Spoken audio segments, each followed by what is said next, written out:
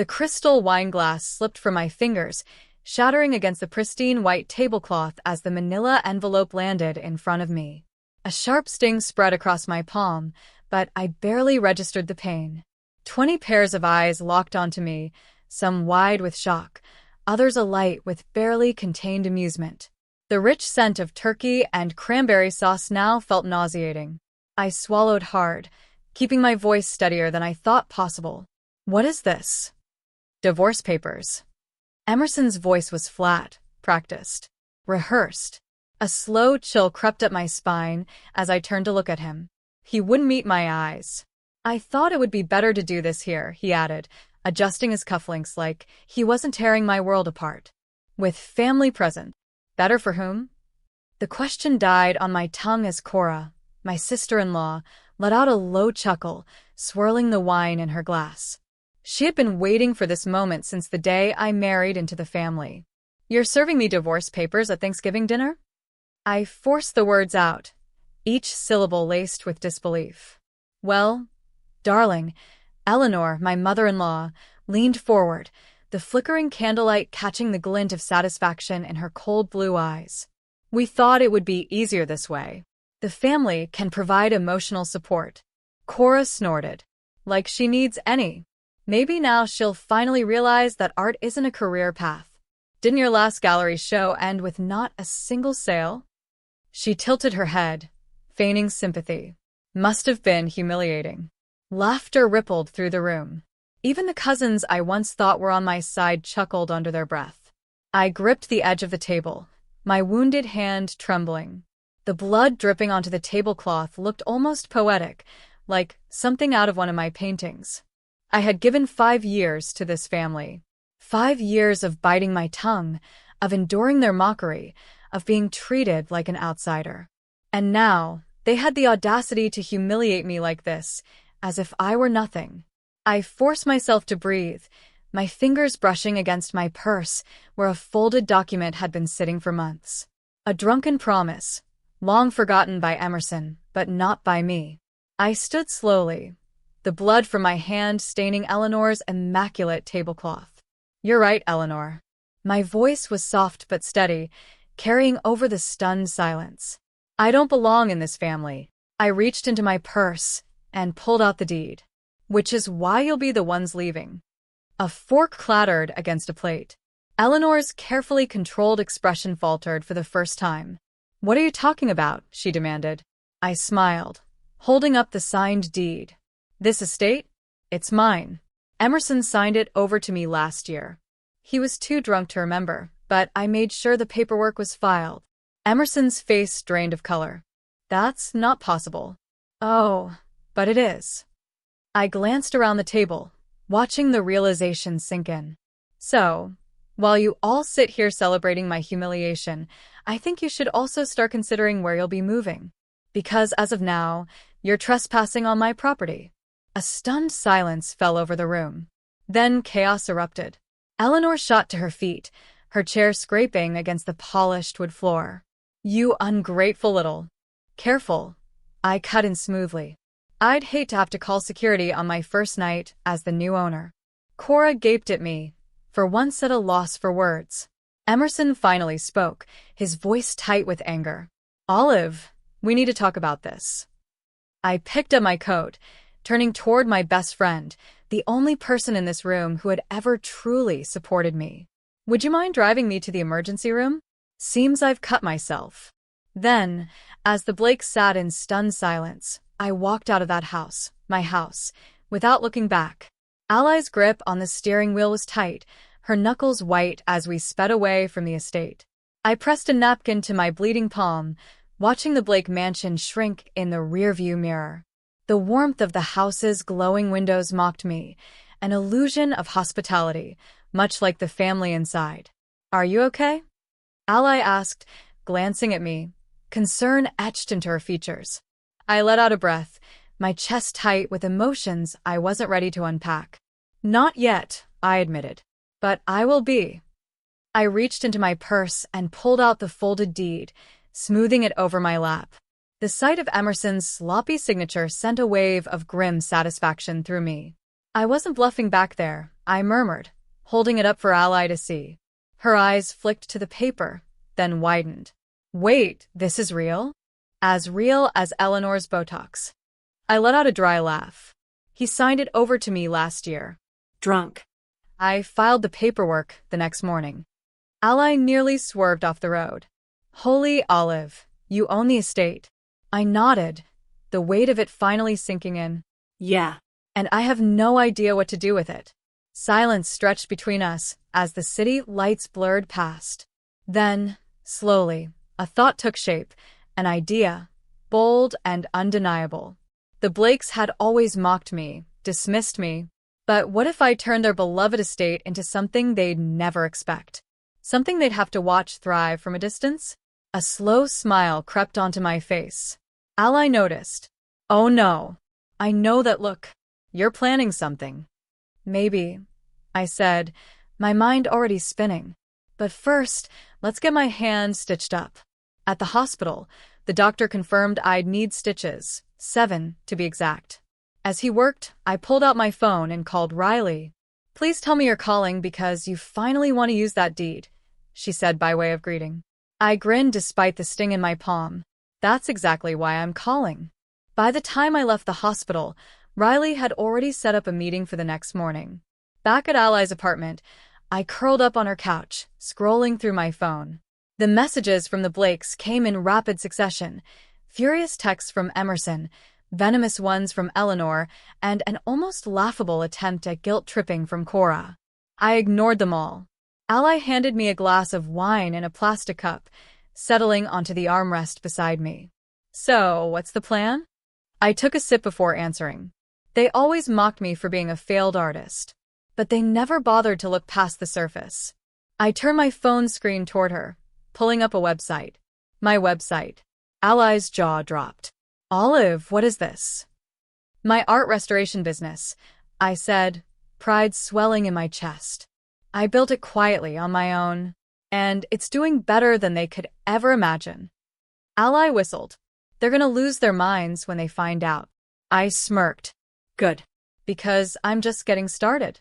A sharp knock rattled Ally's apartment door. I didn't need to look through the peephole to know who it was. Olive opened the door. Emerson's voice was tight, urgent. We need to talk. Ally glanced at me from the kitchen, her eyebrows raised. Want me to handle him? I shook my head, setting down my coffee. No. I've got this. I opened the door to find Emerson standing there, looking far less put together than usual. His shirt was wrinkled, his tie loosened, and the dark circles under his eyes made him look like he hadn't slept. I leaned against the doorframe, arms crossed. What do you want, Emerson? His jaw tightened. You know why I'm here. If it's about the estate, you should talk to my lawyer. His nostrils flared. Olive, this is ridiculous. You can't seriously be going through with this. I tilted my head. Going through with what, exactly? Enforcing a legal document that you willingly signed. He let out a bitter laugh, running a hand through his hair. You can't just take the house from my family. I shrugged. That's funny because last night, they had no problem taking my dignity. Come on, Olive. You don't even want that house. I stepped closer, lowering my voice. You think I haven't heard every cruel thing your family has said about me? They laughed at my art, belittled my career, treated me like an outsider. While they were busy mocking me, I was busy building something. Emerson scoffed. What, your little painting hobby? I pulled out my phone and opened my website, shoving it into his hands. His face paled as he scrolled through the client list, the testimonials, the sold-out bookings for my restoration business. I built this on my own, I said. Without you. Without them. For the first time since he'd arrived, Emerson looked uncertain. Olive, please. His voice softened. This house, it was meant for Cora. He hesitated, then exhaled. She's pregnant. I blinked. And he looked at me like I was supposed to be moved by this revelation. It's tradition, he pressed. Every generation raises their children in that house. It's supposed to be, for her child now. I arched an eyebrow. You mean my house? Emerson's lips parted, but no words came out. I let out a breath, shaking my head. I spent 5 years bending over backward to be good enough for your family. And in the end, they tossed me aside like I was disposable. You expect me to care about tradition? His expression hardened. You're making a mistake. No, Emerson. I met his gaze, unwavering. I made a mistake 5 years ago when I married you. I took a step back and began to close the door. If you have a problem with me owning the estate, talk to your lawyer. His hand shot out, catching the door. This isn't over, Olive. I smiled. Yes, Emerson. It is. And with that, I shut the door in his face. Francisco's studio smelled of varnish, old books, and the quiet hum of possibility. Sunlight streamed through the tall windows, casting a golden glow over canvases in various states of repair. He looked up from his latest project, a centuries-old portrait with deep cracks running through the paint, and gave me a knowing smile. So, he said, setting down his brush. You finally told them to go to hell. I let out a breathless laugh, still running on the adrenaline of the last 24 hours. Something like that. He gestured to the stool across from him. Tell me everything. I pulled out the deed and placed it between us. I own the estate, Francisco. I own it. And I don't just want to sit on it out of spite. My fingers traced the edges of the paper. I want to turn it into something meaningful. A gallery. A restoration studio. A place where art gets a second life. Francisco leaned back, considering me. And what will you fill this gallery with? I blinked. Well, restored pieces, exhibitions. No. He shook his head. You're thinking too small. He gestured to the paintings around us. Restoration isn't just about making something look new again. It's about revealing history, showing people the beauty in imperfection. He leaned forward, eyes gleaming with excitement. What if he didn't just display the art? What if he let people witness the restoration process itself? I sat back, stunned by the idea. Picture it, he continued. One wing of the gallery shows the damaged works, art forgotten, neglected, left to decay. Another wing is the studio. Guests watch as your team carefully brings these pieces back to life. And, in the final gallery, the restored masterpieces. A complete journey from ruin to renewal. A slow smile spread across my face, like a metaphor. Francisco's lips quirked. Exactly. I glanced around his studio, at the broken frames and faded canvases, waiting for new life. This was what I wanted to create, not just revenge, but resurrection. I nodded, feeling a strange sense of certainty settle in my chest. I'm going to do it. Francisco beamed. Now that's the Olive I know. We spent the next hour sketching out ideas, pulling up the estate's floor plans, and discussing logistics. The grand hall would be the main gallery, flooded with natural light. The east wing would house the restoration studio, complete with viewing areas for visitors. The west wing? A space for artists like me, those dismissed, underestimated, to create and exhibit their work. By the time I left, my head was buzzing with ideas. Francisco clapped me on the shoulder before I walked out. You're about to change the art world and make your former in-laws absolutely miserable. I'd call that a masterpiece. I grinned. Then let's make some art. The sound of drills and hammers echoed through the grand halls of the estate, the walls stripped of their outdated wallpaper, making way for something new. Scaffolding lined the main gallery space, where workers repainted high ceilings in warm, inviting tones. The scent of fresh paint and sawdust filled the air, a scent of transformation. I stood in the center of it all, blueprint in hand, as contractors confirmed installation dates for the gallery lighting. This place, once a suffocating monument to the Blakes' wealth, was finally becoming something real. Then came the shouting. Let me through. This is my home. Eleanor. I exhaled slowly, bracing myself as I walked to the front entrance. Through the wrought iron gate, I saw her, clad in an impeccably tailored coat, her expensive heels clicking sharply against the pavement. She stood at the gate, fury radiating off her in waves, her sharp blue eyes narrowing as she caught sight of me. Olive, she sneered. Tell your little security guard to open this gate immediately. I crossed my arms. I don't think so. Her lips thinned. This is my family's estate. I leaned against the gate, tilting my head. Funny. I checked the paperwork this morning, and it still has my name on it. She scoffed, stepping closer. You are ruining a legacy centuries in the making. You. I am creating something. I cut in, my voice even.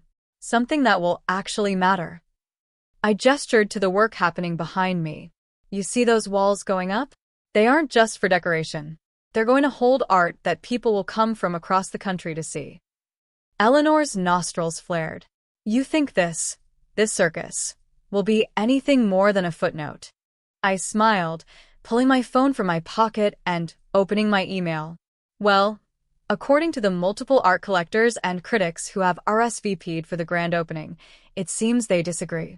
I scrolled down the list, reading off names she definitely recognized. I watched, fascinated, as the realization dawned on her. She had lost. For so long, she had ruled over this house like a queen, dictating who was worthy and who wasn't. And now, she wasn't just being removed from her throne, her kingdom was being rewritten entirely. You have no power here, Eleanor. I let the words sink in before adding, enjoy your new view from the outside. Her hands curled into fists, her carefully composed expression cracking for the first time. You will regret this. I smiled, stepping back toward the entrance. No, Eleanor. The only regret I have is not taking this house sooner. With that, I turned and walked away, leaving her standing outside the gates, an unwelcome guest at what was once her estate. As I re-entered the house, the noise of construction filled my ears again. But this time, it didn't feel chaotic. It felt like progress. The night was electric. Soft jazz played over the hum of voices as guests moved through the newly transformed estate, admiring the works displayed on pristine white walls. The chandeliers, once symbols of old money pretension, now illuminated something entirely different: art, restoration, and the quiet defiance of a woman who had refused to be broken. I stood near the entrance, watching as critics murmured their approval, collectors eyed pieces for purchase, and photographers captured every moment. Francisco approached, handing me a champagne flute. Your victory lap is well earned, he said, clinking his glass against mine. I exhaled, feeling the weight of it all. The years of dismissal, the humiliation of that last Thanksgiving, the doubts that once gnawed at me, now replaced by something solid. Satisfaction. A soft chime signaled the evening's main event. The guests gathered in the center of the main gallery, where a large, covered canvas stood waiting.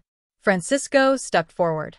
Ladies and gentlemen, he announced, his voice warm with pride, it is my great honor to introduce the centerpiece of tonight's exhibition. A deeply personal work by the artist and visionary who made this gallery possible, Olive. Applause rippled through the crowd as I took the stage, my heart steady. This triptych, I began, glancing at the veiled work behind me, is a story. One of loss, of rebuilding, of discovering that what breaks us does not have to define us. I reached for the fabric and pulled it away. Gasps echoed through the room.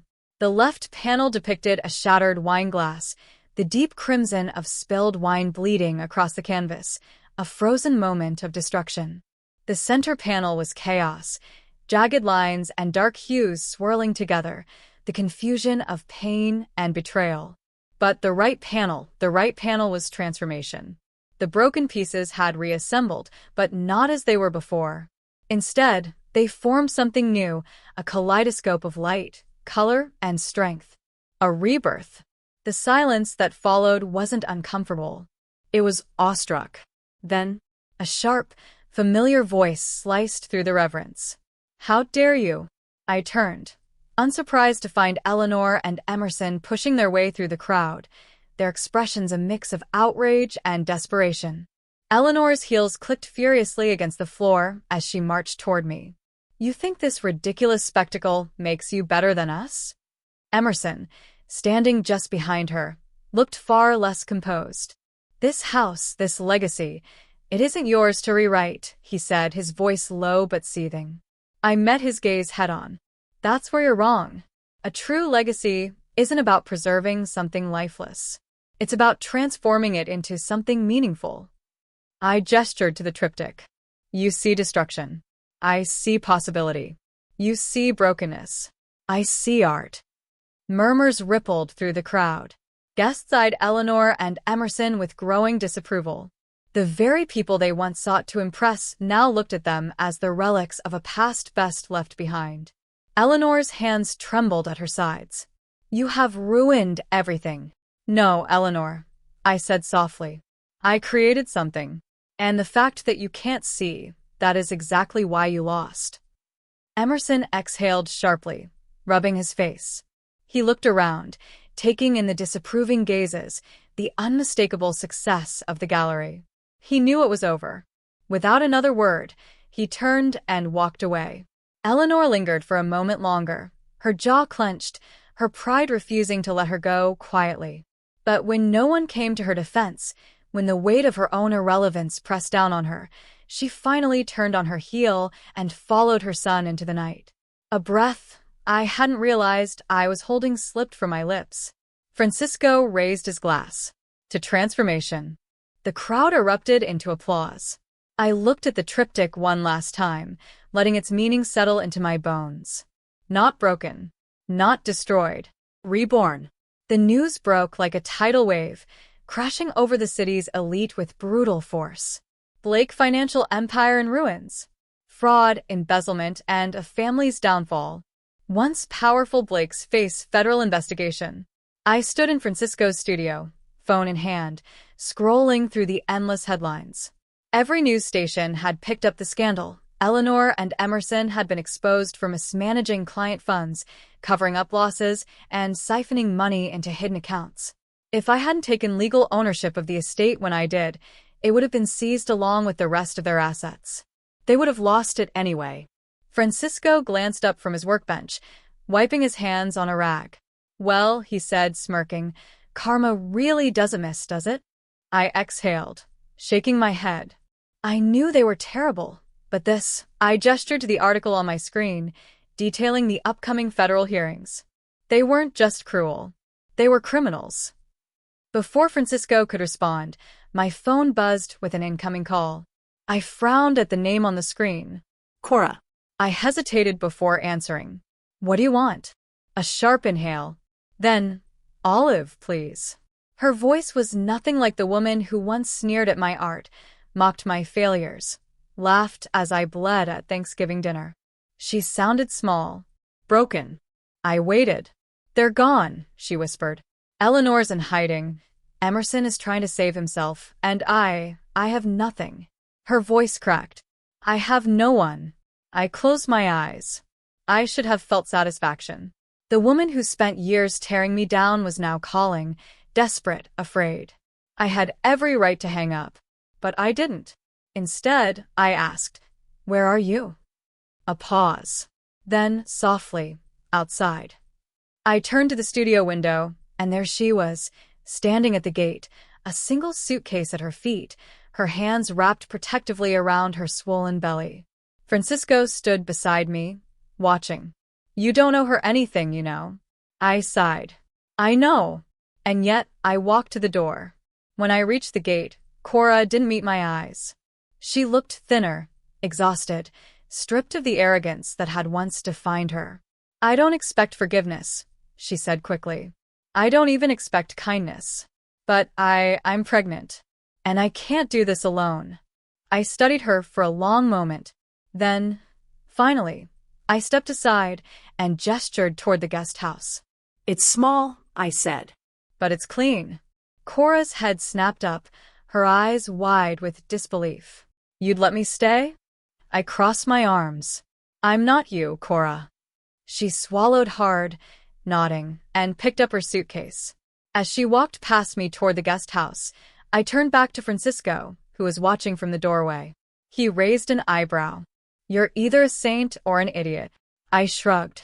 Maybe I just know that broken things deserve a second chance.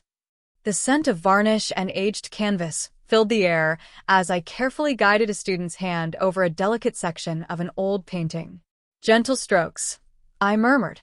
Restoration isn't about erasing the past, It's about revealing what's still there, beneath the damage. The young artist nodded, focusing intently. I stepped back, surveying the studio. The gallery had become more than just an exhibition space. It was a living place of art, where restoration and creation coexisted. Students worked at their stations, discussing techniques, discovering their craft. This was what I had built, and it was thriving. The doorbell rang, interrupting the steady hum of work. I glanced up at the security camera screen. Eleanor. I hesitated for only a second before walking to the entrance. She stood at the gate, her usual air of superiority absent.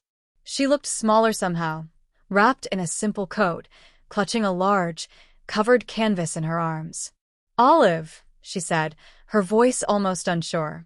I crossed my arms. "What do you want, Eleanor?" For a long moment, she just looked at me, as if trying to decide whether to speak at all. Then, slowly, she lifted the canvas and unwrapped it.